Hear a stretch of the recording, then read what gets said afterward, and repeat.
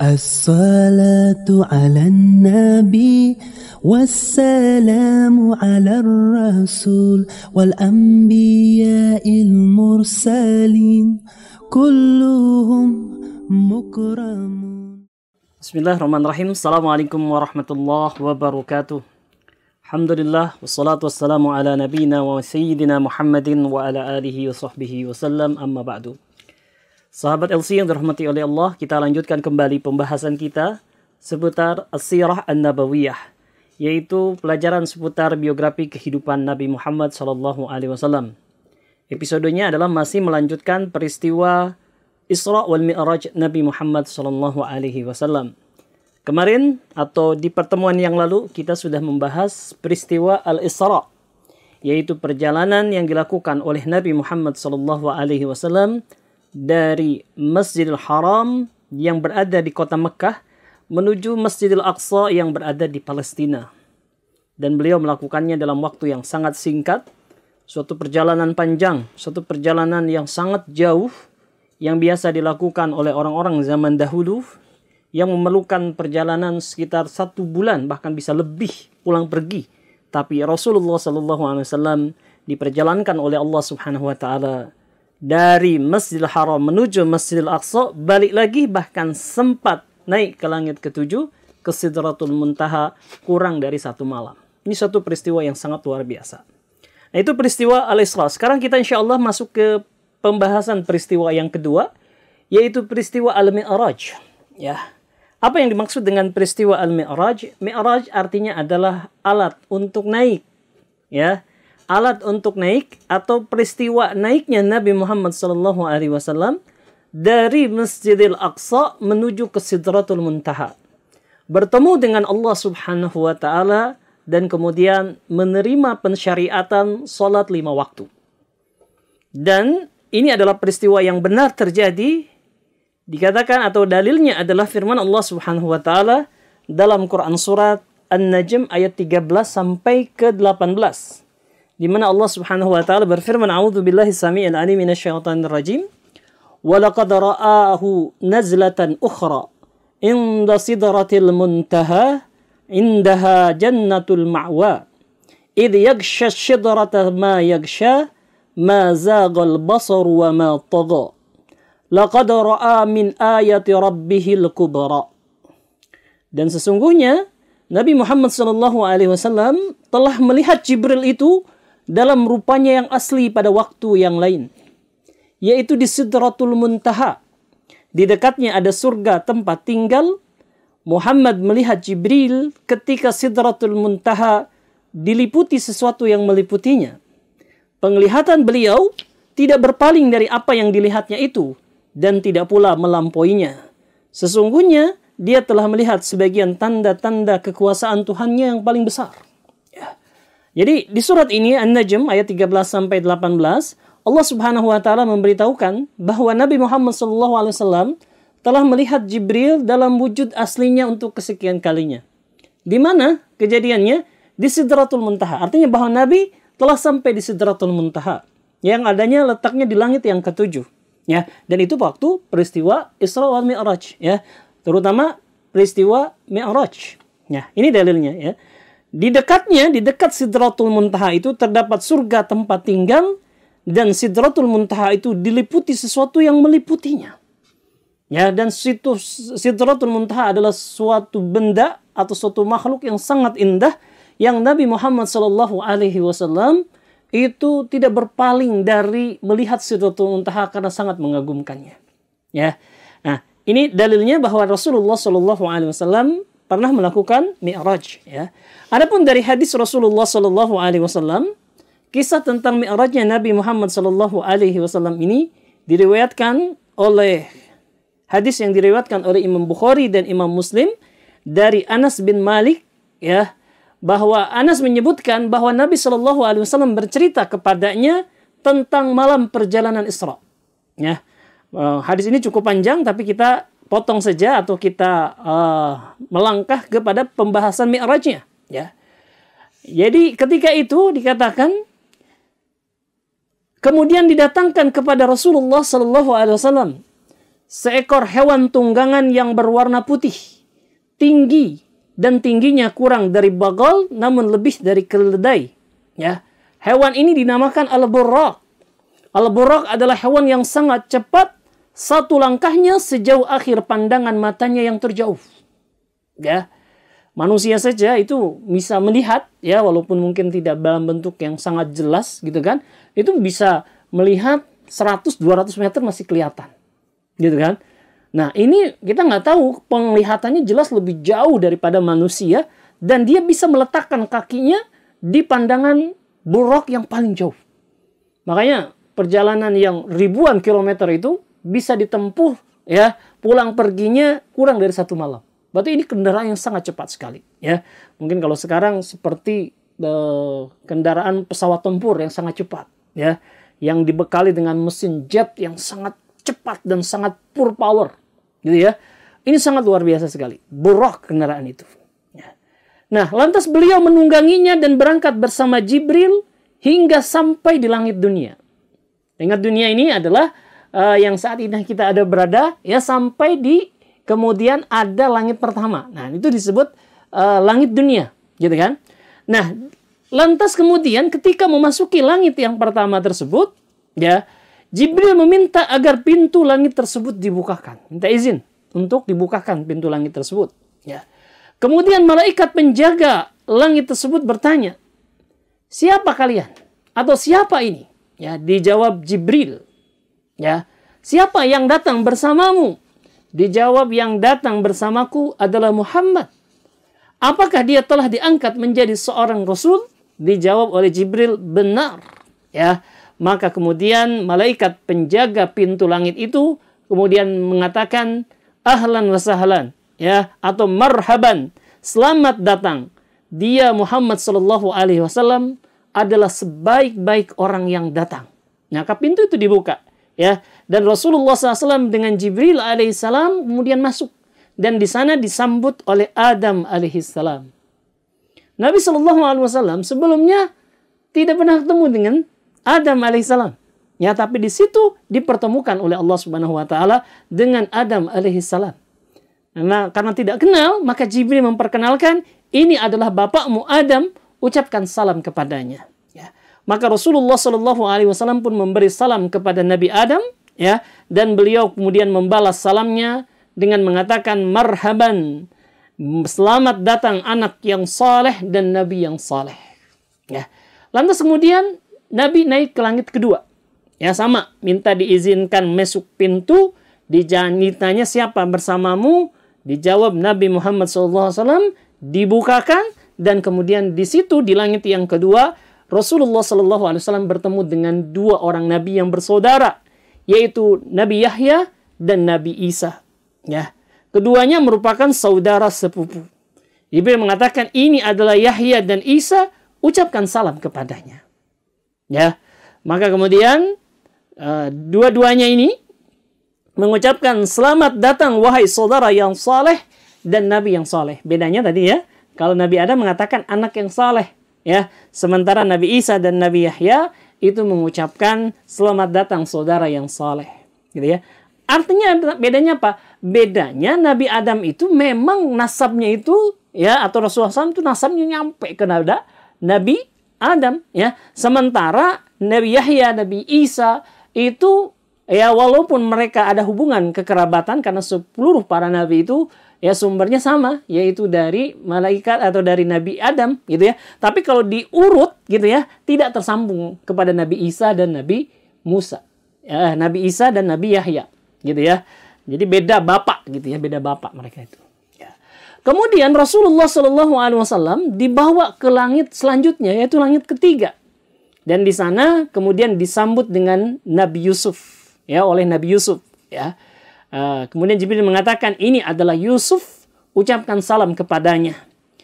Maka Nabi Yusuf setelah diberikan salam oleh Rasulullah SAW mengatakan marhaban bi akhi saleh, ya, selamat datang saudaraku yang saleh dan Nabi yang saleh, ya. Masih ucapannya adalah saudara yang saleh, gitu ya.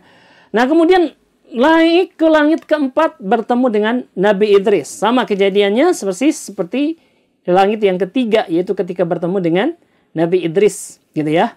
Nah, seperti ketemu dengan Nabi Yusuf tadi, ya. Kemudian naik lagi ke langit yang kelima, ya. Nah, di langit yang kelima ini Rasulullah SAW bertemu dengan Nabi Harun, ya. Dan di langit yang keenam Rasulullah SAW ketemu dengan Nabi Musa, gitu ya. Nah, ketika di Nabi Musa ini ada satu kejadian di mana Nabi Musa ini menangis, ya. Lantas ditanya, kenapa engkau wahai Nabi Musa menangis? Dijawab, aku menangis karena ada seorang pemuda yang diutus setelahku yang ternyata orang yang masuk surga dari umatnya lebih banyak dari umatku. Dia menangis, ya, karena ada seorang nabi yang diutus setelah beliau yang masuk surganya jauh lebih banyak dibandingkan dengan umat Nabi Musa. Ya, ini bukan sama sekali iri. Ya, Nabi Musa alaihissalam sangat cinta kepada Rasulullah SAW, sangat sayang, sangat perhatian kepada Rasulullah SAW. Nanti kita ceritakan bagaimana Nabi Musa itu mengusulkan kepada Nabi untuk meminta keringanan dari kewajiban sholat 50 kali dalam sehari. Dan ini menunjukkan perhatian dan kecintaan Nabi Musa. Dan ini sebenarnya perkataan ini, aku menangis karena ada seorang pemuda, gitu kan, yang diutus sesudahku, yang ternyata umatnya yang masuk surga jauh lebih banyak daripada umatku. Ini menunjukkan bagaimana kekaguman Nabi Musa kepada Nabi Muhammad SAW. Ini menunjukkan kedudukan Rasulullah SAW yang tinggi. Ya. Lantas kemudian naik ke langit ketujuh. Ya. Dan di sana ternyata di langit yang ketujuh beliau berjumpa dengan Nabi Ibrahim. Oleh malaikat Jibril dikatakan, ini adalah bapakmu Ibrahim. Ucapkanlah salam kepadanya. Ya, maka Nabi mengucapkan salam, kemudian dibalas oleh Nabi Ibrahim, selamat datang wahai anak yang saleh dan Nabi yang saleh. Ya, lihat ya. Jadi yang menyebut Rasulullah SAW anak yang saleh, ya, itu hanya Nabi Adam dan Nabi Ibrahim. Adapun nabi-nabi yang lainnya tadi, seperti Nabi Isa, Nabi Yahya, Nabi Idris, Nabi Harun, Nabi Musa, ya, semua mereka mengatakan saudaraku yang saleh.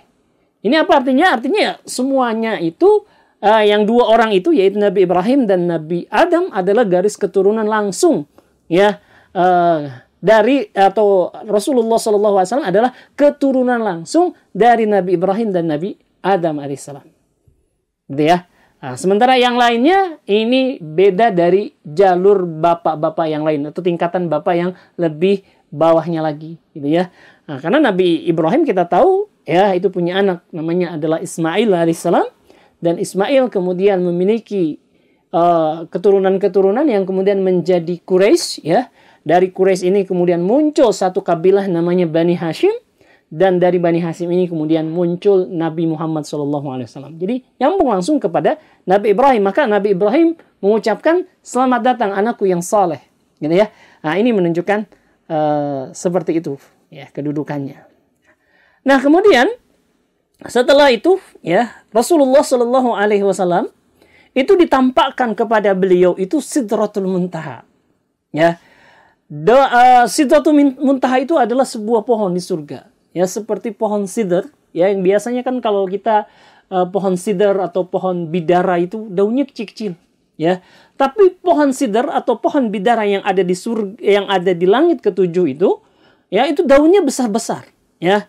Buahnya juga besar-besar. Dikatakan buahnya itu seperti tempayan daerah Hajar. Saya nggak tahu bentuknya seperti apa, tapi namanya tempayan, ya, itu pasti besar kan, gitu kan? Dan daun-daunannya seperti, ya, telinga-telinga gajah. Telinga gajah kan lebar pasti, ya, besar sekali, gitu kan? Nah, itu bedanya pohon sidr di dunia dengan pohon sidr yang ada di langit ketujuh yang bernama Sidratul Muntaha. Maka Jibril, ya, dan Rasulullah SAW itu melihat terus, ya, saking kagumnya dengan pohon itu. Sangat indah sekali, ya. Maka kata Jibril alaihissalam kepada Nabi Muhammad SAW, ini adalah Sidratul Muntaha, gitu ya. Nah, kemudian dari pohon Sidratul Muntaha itu ternyata kan ada akarnya, ada bawahnya itu, ya. Dan bawahnya tersebut terdapat 4 sungai. 2 sungai itu nampak dan 2 sungai, ya, tersembunyi, gitu kan? Kan Rasulullah SAW mengatakan, apa ini wahai Jibril? Ya, ada 4 sungai, gitu kan? 2 sungai yang tersembunyi, mungkin dirimbun-rimbunin atau ditutup sesuatu gitu kan. Dan 2 sungai lagi nampak. Dijawab 2 sungai yang tersembunyi itu adalah 2 sungai yang berada di surga. Sementara 2 sungai yang nampak adalah sungai Nil dan Efrat. Gitu ya. Nah, kemudian dinampakkan kepada Rasulullah SAW yang lainnya. Apa itu? Baitul Ma'mur. Ya. Baitul Ma'mur itu adalah sebuah bangunan di surga atau di langit yang ke-7 yang paralel dengan Ka'bah. Jadi kalau Ka'bah itu adalah pusatnya bumi, maka Baitul Ma'mur ini adalah pusatnya langit.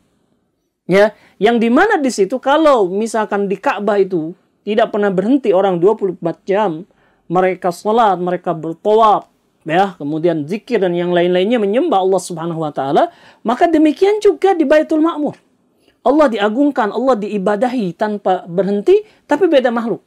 Kalau di Mekah ya orang-orang Islam, kaum muslimin yang beribadah, yang berziarah ke sana, maka di Baitul Ma'mur ini ya yang melakukan ibadah adalah makhluknya yang bernama kaum malaikat.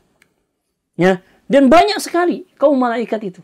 Dalam suatu hadis dikatakan setiap hari ada 70.000 malaikat memasuki Baitul Ma'mur. Ya, yang mereka kalau sudah masuk tidak kembali lagi. Dan demikianlah setiap harinya sampai dengan hari kiamat. Setiap hari 70.000. Ya, kalau setahun aja tuh kali ini berapa tuh? Ya, kalau 70.000 kali 365 hari. Itu kan jumlah yang sangat banyak. Ya, itu sudah ratusan atau puluhan juta. Nah, ini bertahun-tahun sampai dengan hari kiamat. Begitu agungnya Baitul Ma'mur itu. Ya. Nah, ini satu peristiwa yang lain di Sidratul Muntaha. Lantas kemudian beliau disuguhi 1 gelas berisi khamar, 1 gelas berisi susu, dan 1 gelas berisi madu. Ya, maka beliau pun Rasulullah SAW mengambil gelas yang berisi susu, melihat pilihan Rasulullah SAW tersebut. Ya, malaikat Jibril mengatakan ini merupakan fitrah yang kamu dan umatmu berada di atasnya. Ya. Lantas kemudian Allah Subhanahu wa taala memanggil beliau. Di mana ketika itu Allah Subhanahu wa taala mewajibkan kepada Rasulullah sallallahu alaihi wasallam salat 50 kali dalam setiap hari. Jadi Rasulullah sallallahu alaihi wasallam dan para sahabatnya di 10 tahun ya setelah beliau menjadi nabi itu beliau dan para sahabat sudah salat. Hanya saja tidak seperti kita saat ini, yaitu sholatnya 5 waktu. Ketika itu pensyariatan sholat juga bertahap. Yaitu bahwa Nabi Muhammad SAW dan para sahabat, mereka sholat itu 2 waktu. Ya, yaitu ketika menjelang pagi dan ketika menjelang matahari tenggelam. Ya, beliau sholat 2 rakaat. Ya, lantas kemudian setelah peristiwa Isra Mi'raj ini, barulah 5 kali dalam sehari. Yang dimana dari kisah pensyariatannya ini pertama kali Allah Subhanahu wa taala mensyariatkan kepada Nabi Muhammad sallallahu alaihi wasallam 50 kali. Gitu ya, 50 kali. Nah, setelah menerima itu Rasulullah SAW turun. Ya, dan turunnya sama ya. Kalau tadi kita katakan turunnya itu langit 1, langit 2, langit 3, langit 4, langit 5, langit 6, langit 7 ya, maka turunnya pun demikian. Nah, ketika sampai di langit yang ke-6 ya, begitu turun dari langit ke-7 di tempat Sidratul Muntaha menerima perintah dari Allah salat 50 kali dalam sehari, ya, maka Musa bertanya kepada Rasulullah, apa yang telah diperintahkan Allah kepada kalian atau kepadamu, ya. Maka Rasulullah SAW menjawab, aku diperintahkan untuk melaksanakan salat 50 kali dalam setiap harinya. Maka Nabi Musa mengatakan, sesungguhnya umatmu tidak akan sanggup melaksanakannya. Demi Allah, aku sendiri telah mencoba menerapkannya kepada umat sebelum engkau. Ya, dan aku juga telah berusaha membenahi ya Bani Israel dengan sungguh-sungguh. Maka kembalilah kepada Rabbmu, minta keringanan untuk umatmu. Ya, 50 kali. Ya, nah, akhirnya kemudian jadinya 5 kali kan, gitu kan. Walaupun ini Rasulullah SAW mondar-mandir itu. Ya, minta setelah 50 dikurangi jadi 40. Ya. Kata Nabi Musa masih terlalu berat, minta keringanan lagi jadi 30 sampai 5 kali. Dan kita tahu ya sudah 5 kali pun ya banyak dari umat Islam ini mereka tidak bisa menjaga sholatnya dengan baik. Ada yang sholatnya hanya subuh sama maghrib doang, gitu kan? Ada yang ingat sholat kalau ada ingatnya doang, bersama-sama doang. Kalau dia sendirian dia nggak sholat, gitu ya. Ada yang sholatnya setahun sekali kalau Idul Fitri saja, ya. Ada kewajiban misalkan sholat Jumat seperti kita saat ini, dia malah tetap mencari uang, gitu kan? Berantakan. Ini baru 5 kali. Ya, maka ini adalah rahmat dari Allah, bukti kasih sayang Allah Subhanahu wa taala memberikan keringanan untuk umat ini 5 kali. Ya, karena 5 kali sendiri ya, ini sebenarnya ya ringan gitu kan. Ini sudah sangat ringan sekali kalau kita kumpulkan dari 24 jam kehidupan kita sehari semalam. Gitu kan? Itu kalau ditotalkan waktu sholat 5 waktu itu kalau satu sholat misalkan hanya 10 menit, gitu kan? Itu cuma 50 menit. Ya. Oke lah, misalkan kita sholatnya panjang atau misalkan ada kebutuhan-kebutuhan lain, ya wudu dan segala macamnya, 1 jam, 2 jam. Ya, oke lah 2 jam. Ya, itu masih minoritas daripada waktu kita. Ya, bahkan lebih sedikit dibandingkan dengan waktu tidur kita. Jadi kan ringan sekali. Ya, tetapi hawa nafsu ya terkadang membuat seseorang menjadi berat melaksanakannya. Maka ketika 5 kali ini Nabi Musa mengatakan coba nego lagi. Ya, kayaknya masih berat, ya. Kata Rasulullah SAW, aku sudah malu kepada Allah Subhanahu wa taala. Ya. Kini aku telah ridha dan menerima kewajiban tersebut. Ya, begitu Rasulullah SAW bilang, ya, maka kemudian terdengarlah seruan. Ya, sesungguhnya aku telah memberikan keputusan kewajibanku dan aku telah ringankan hamba-hambaku. Maka dikatakan, walaupun aku wajibkan 5 kali dalam sehari semalam, ya, pahalanya sama dengan sholat 50 kali dalam sehari semalam. Betapa sayangnya Allah Subhanahu wa taala dengan kita makhluknya. Ya, diringankan. Bahkan bukan hanya diringankan, tapi juga 1 kali sholat setara dengan 10 kali sholat. Luar biasa. Ya, dan Nabi ridha dengan itu, lantas kemudian beliau ya menuruni tangga-tangga langit tersebut, ya, sampai ke Masjidil Aqsa, lantas dari Masjidil Aqsa dibawa oleh Buraq sampai ke Masjidil Haram. Nah, selesailah peristiwa Isra Mi'raj itu, ya, yang terjadi kurang dari 1 malam. Nabi berangkat ba'da Isya, sebelum subuh, sebelum fajar, beliau sudah sampai di Masjidil Haram lagi. Luar biasa, sangat cepat sekali zaman dulu. Ya, kalau peristiwa Isra, ini Nabi SAW seperti yang kita pernah sampaikan, itu mengemukakan ya bukti-bukti bahwa beliau melakukan Isra. Ya. Karena kenapa? Karena setelah beliau ini sampai di Mekah, ya, seperti Nabi SAW ada kegalauan. Ada yang ingin disampaikan. Gitu ya. Karena tadi saja perjalanan yang sangat menakjubkan luar biasa.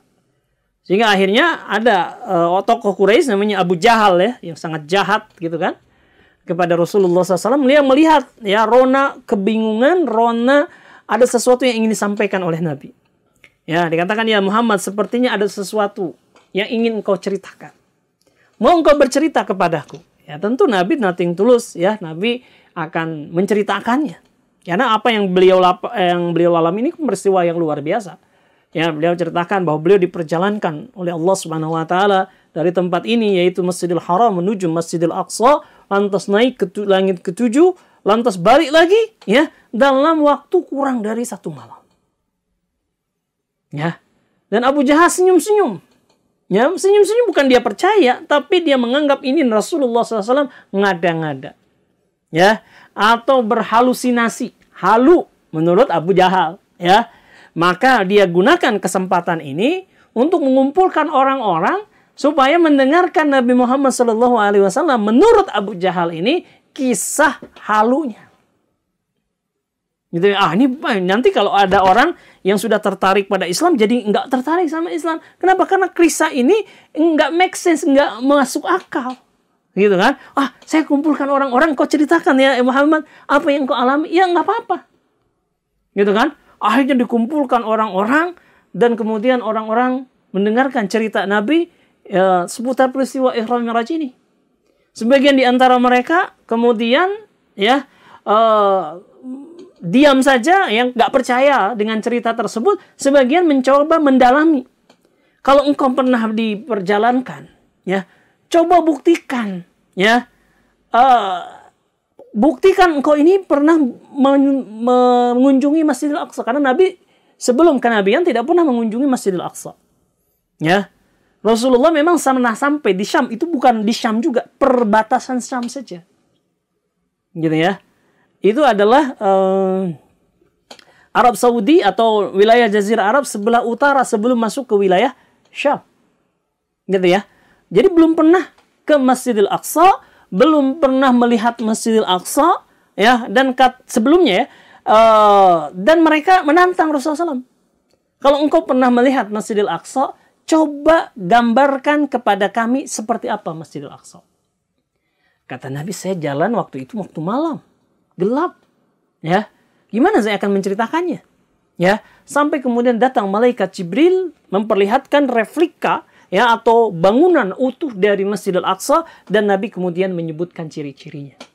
Ya, detail sekali, dan apa yang beliau lihat sendiri seperti misalkan tempat para nabi mengikat kendaraan kuda-kuda atau hewan-hewan tunggangan mereka, beliau ceritakan.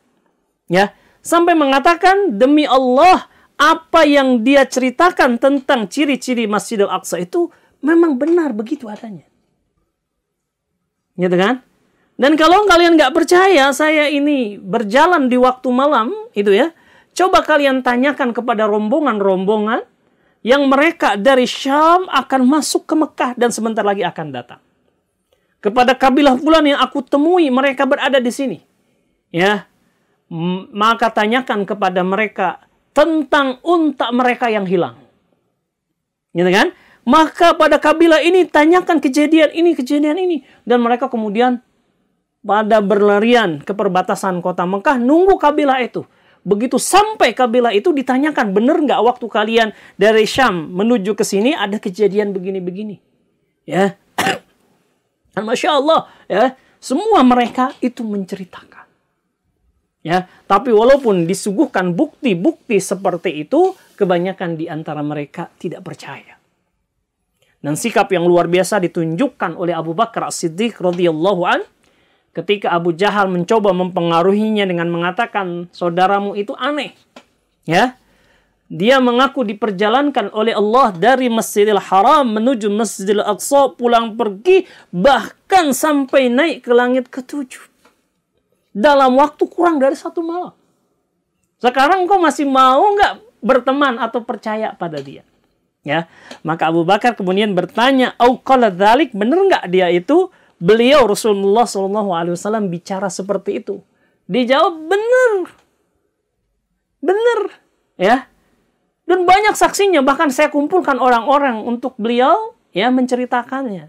Ya, maka kemudian Abu Bakar mengatakan, kalau benar beliau berkata seperti itu, la sadaqa. Maka benarlah apa yang diceritakan. Saya nggak ragu. Ya.